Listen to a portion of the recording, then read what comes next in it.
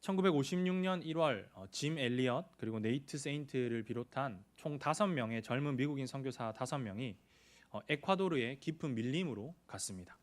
이들은 외부 세계에 접촉이 거의 없었던 와우라니라는 부족을 찾아갔고 그들에게 복음을 전하려 했습니다. 1월 6일 선교사님들은 와우라니족을 만나게 되어 평화롭게 그들에게 복음을 전하기 시작했습니다.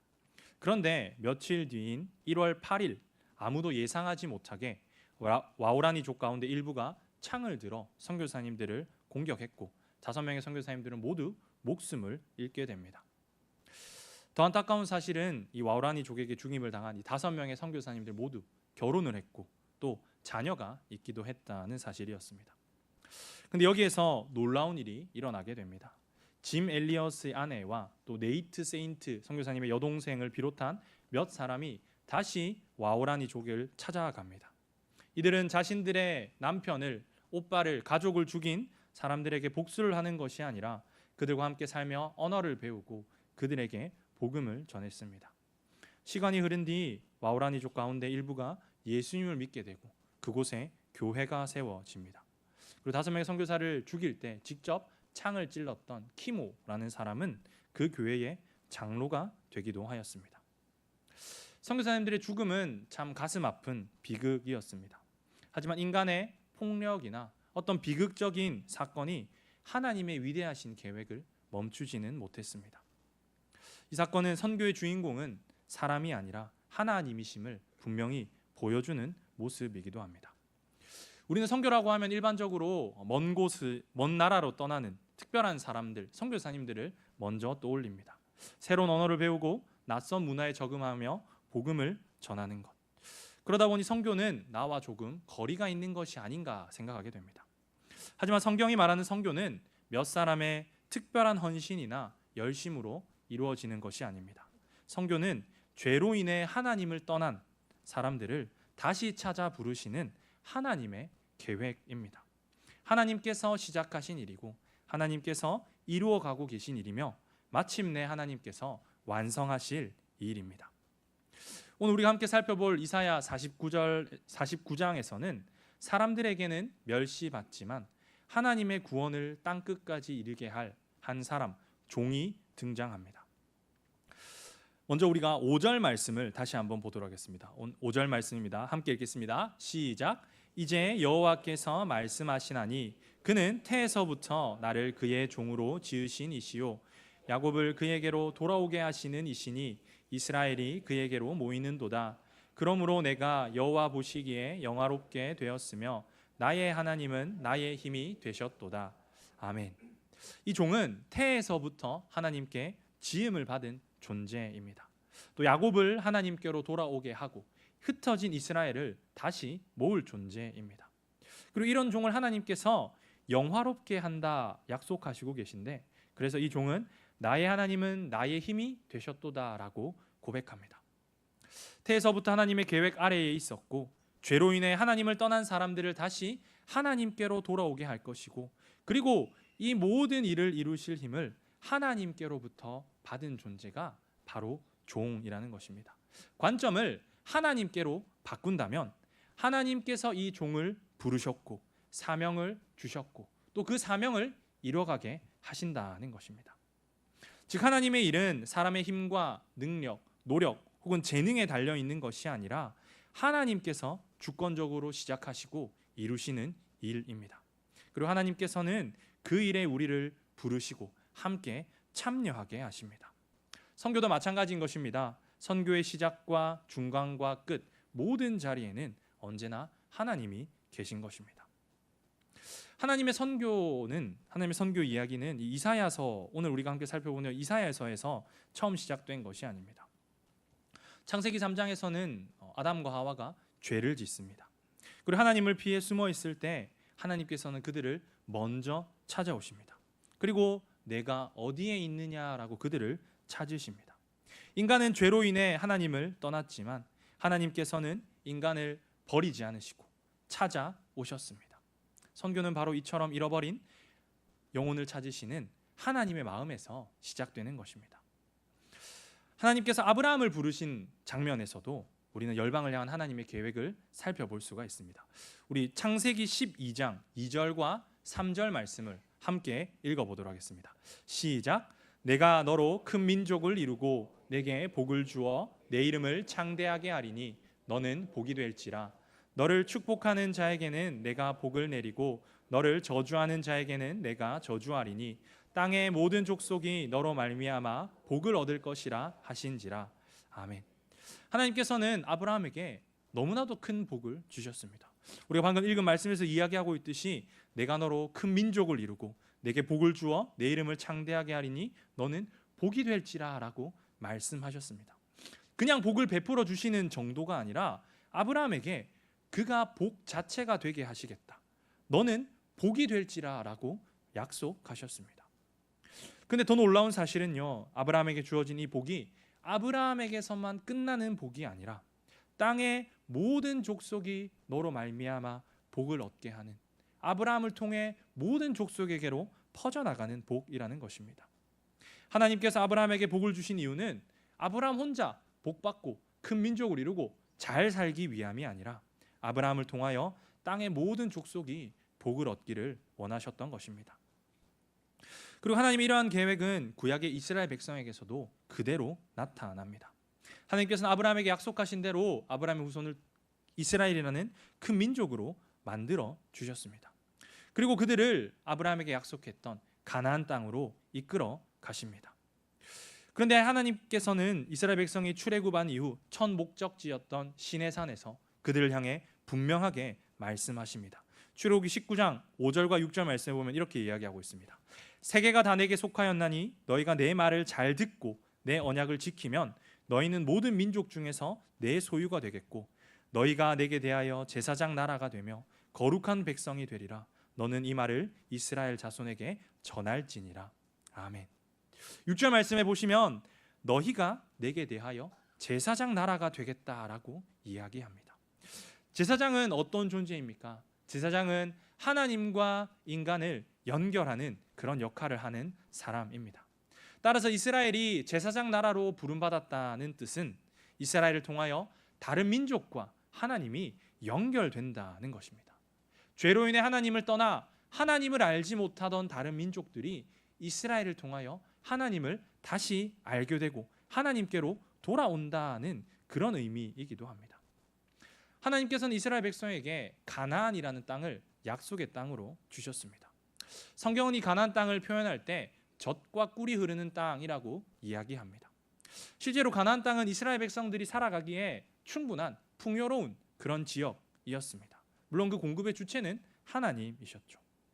그런데 또한 한 가지 중요한 이유가 있는데 이 가나안이라는 위치는요, 이스라엘이 자리한 지역은 여러 나라와 민족이 오가는 중요한 길목에 위치하고 있었습니다. 이스라엘의 남쪽으로는 애굽이 위치하고 있었고요, 북동쪽으로는 메소포타미아, 바벨론이나 페르시아와 같은 나라가 자리했던 또 풍요로운 지역이 있었습니다. 이 두 개의 거대한 지역이 만나기 위해서는 가나안 땅을 통과해야만 했습니다. 즉 이스라엘 백성들은 수많은 민족들이 오고 가며 자신들이 살아가는 모습을 보게 되는 그런 위치에 살아가고 있었던 것입니다.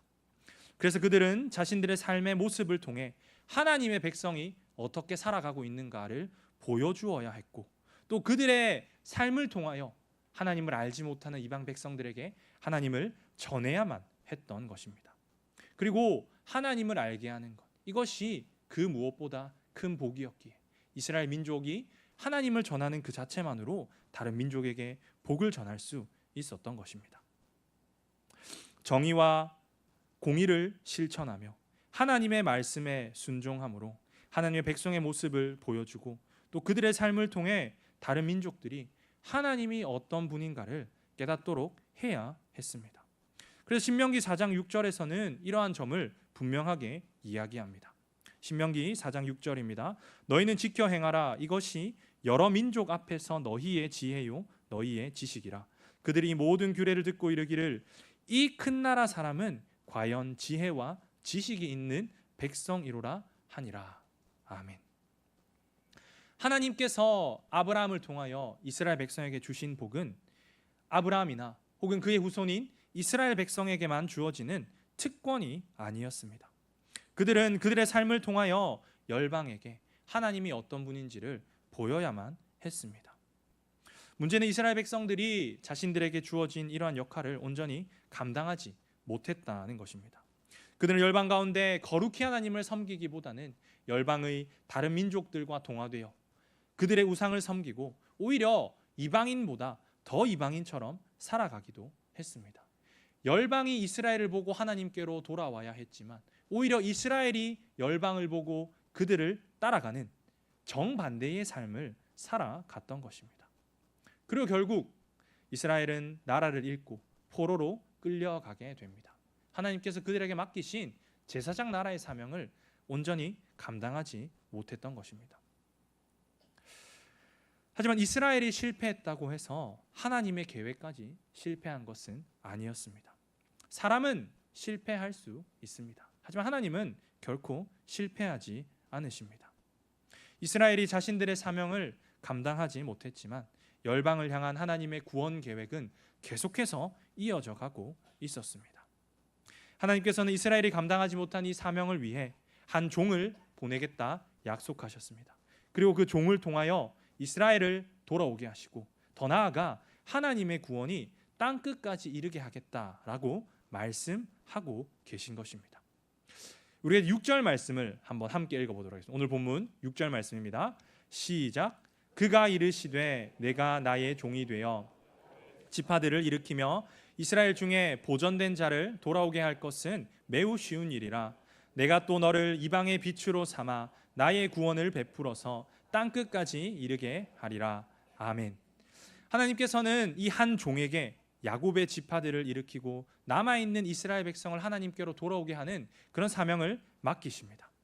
그런데 하나님께서는 이 종이 감당해야 할 사명이 그것으로 끝나는 것이 아니다라고 이야기합니다. 오늘 우리가 방금 읽었던 6절 말씀에서는 이스라엘을 돌아오게 하는 것, 이것은 매우 쉬운 일이라고 표현하고 있습니다.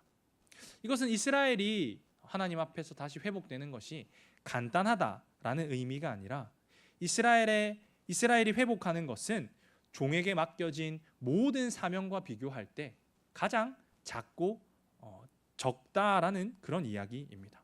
할 일이 너무나 많으니 그 작은 일을 하는 것은 쉬운 일이라는 것이죠. 하나님의 구원 계획은요, 이스라엘 안에서만 머무는 것이 아닙니다. 하나님은 분명하게 뒤이어 말씀하십니다. 내가 또 너를 이방의 빛으로 삼아 나의 구원을 베풀어서 땅 끝까지 이르게 하리라. 아멘. 하나님의 구원은 이스라엘을 넘어 이방인들에게 특정한 지역을 넘어 땅 끝까지 점점 퍼져나갈 것입니다. 하나님은 모든 나라와 모든 민족과 모든 언어와 가운데 자기 백성을 부르시기 원하십니다. 야곱의 지파들 이스라엘의 회복은 하나님의 구원의 계획의 시작, 서장에 불과한 것입니다. 자, 그렇다면 지금 이 이사야서 49장에서 이야기하고 있는 종은 누구일까요? 이사야 49장 3절에서는요 이렇게 이야기합니다. 내게 이르시되 너는 나의 종이요 내 영광을 내 속에 나타낼 이스라엘이라 하셨느니라. 이사야 49장 3절에서는 이 종을 향해 이스라엘이라고 부르고 있습니다. 그리고 오늘 읽었던 49장 5절과 6절 말씀에서는 이 종이 이스라엘을 다시 하나님께 돌아오게 할 자라고 이야기하고 있죠. 이 종은 이스라엘을 대표하면서 또 이스라엘이 감당하지 못할 사명을 대신해 온전히 이루실 분입니다. 바로 우리가 잘 알고 있는, 우리가 믿는 메시아 예수 그리스도입니다. 실제로 2000년 전 예수님께서 이 땅에 태어나셨을 때 시므온이라는 사람이 성전에 온 아기 예수님을 안고 이렇게 고백합니다. 누가복음 2장 32절 말씀을 보게 되면은요, 이방을 비추는 빛이요 주의 백성 이스라엘의 영광이니이다 하니. 아멘. 이사야가 예언한 바로 이 이방의 빛이 예수님임을 그가 그대로 고백한 것입니다. 예수님은 이스라엘만을 위해서 오신 분은 아니었습니다. 시몬이 이스라엘의 영광이다 고백하긴 하였지만 또한 동시에 이방을 비추는 빛이라고 고백한 것과 같이 모든 나라와 모든 민족 가운데 있는 잃어버린 하나님의 자녀들을 구원하기 위하여 이 땅에 오셨습니다. 이 땅에 오신 예수님께서는 십자가에 못 박혀 죽으셨습니다. 우리의 죄를 대신 지고 죽으셨고 또 죽음을 이기고 살아나셨습니다. 이제 누구나 민족과 언어와 신분에 상관없이 예수님을 믿기만 한다면 우리는 죄를 용서받고 하나님의 자녀가 되는 이 놀라운 구원의 은혜를 누릴 수 있게 되었습니다. 우리는 이것을 복음이라고 부릅니다. 그리고 선교의 중심이 바로 이 복음입니다. 선교는 예수님을 전하는 것입니다. 우리를 위하여 십자가에 죽으시고 부활하신 예수님, 그분을 전하는 것이 바로 선교라는 것입니다. 우리가 여기서 기억해야 될 중요한 사실이 있습니다. 우리가 정말로 이 복음을 복음으로 생각하고 있느냐는 것입니다.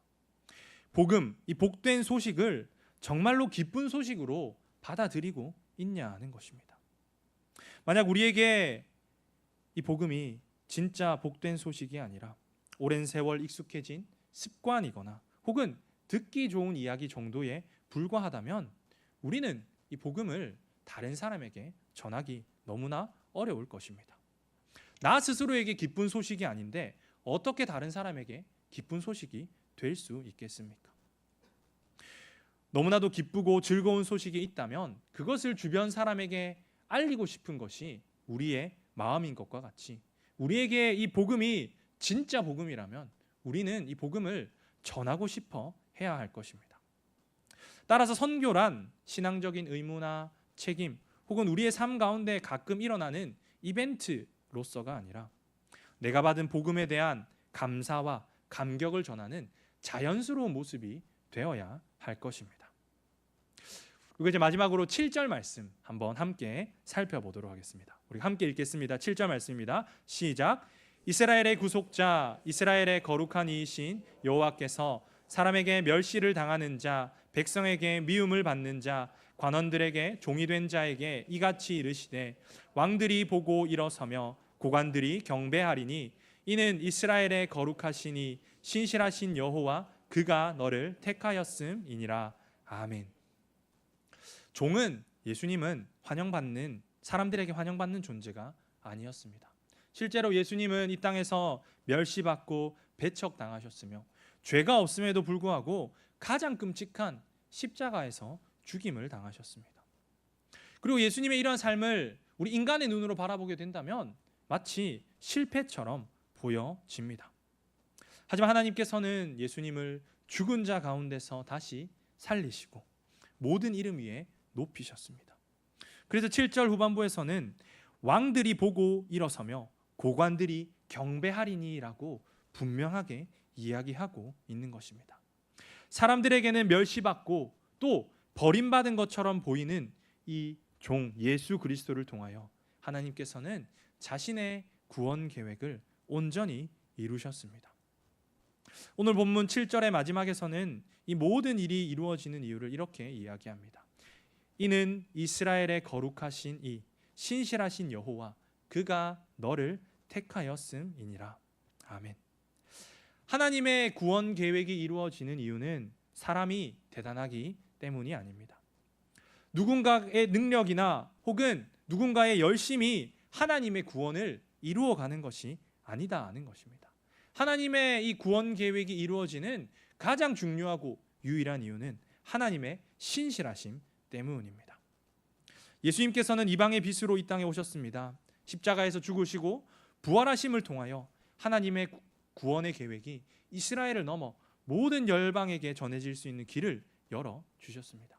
그리고 너무나 감사한 것은요, 2000년의 세월이 지난 오늘 그 복음이 우리에게까지 전해졌다는 것입니다. 우리는 혈통적으로 이스라엘 백성이 아닙니다.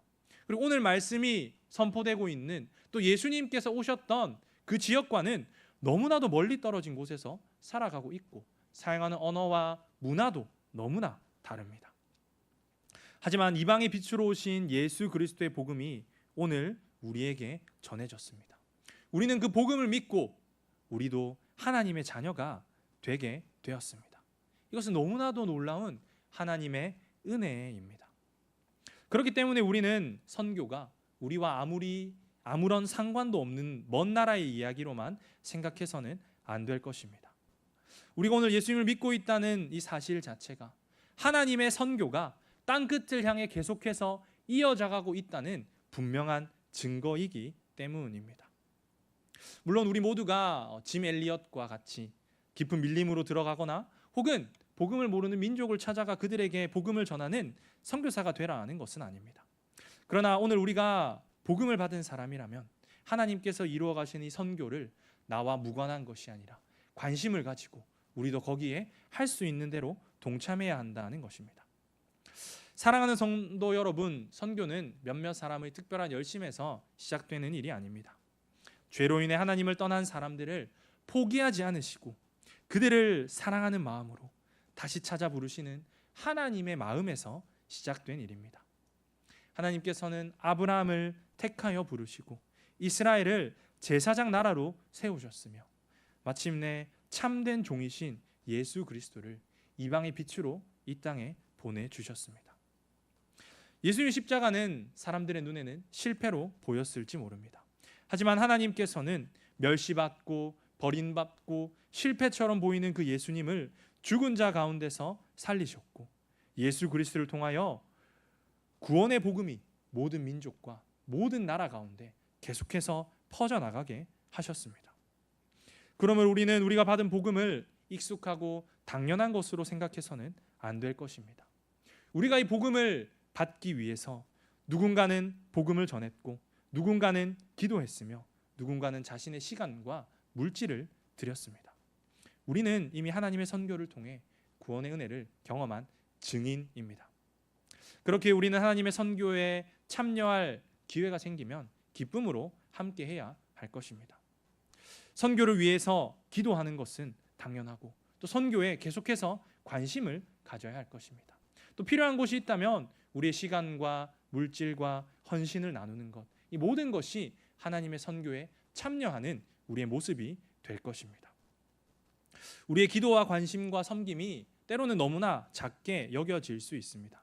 그러나 선교의 주인이신 하나님께서는 우리의 작은 참여까지도 사용하셔서 하나님의 구원을, 하나님의 선교를 이루어 가실 것입니다. 이번 한 주 그리고 앞으로의 삶을 살아갈 때 이방의 빛으로 오신 예수 그리스도를 더욱 깊이 생각하며 하나님께서 허락하신 자리 그리고 방법으로 하나님의 구원 사역, 선교에 기쁨으로 동참하는 우리 모든 성도님들이 되기를 간절히 소망합니다. 아멘.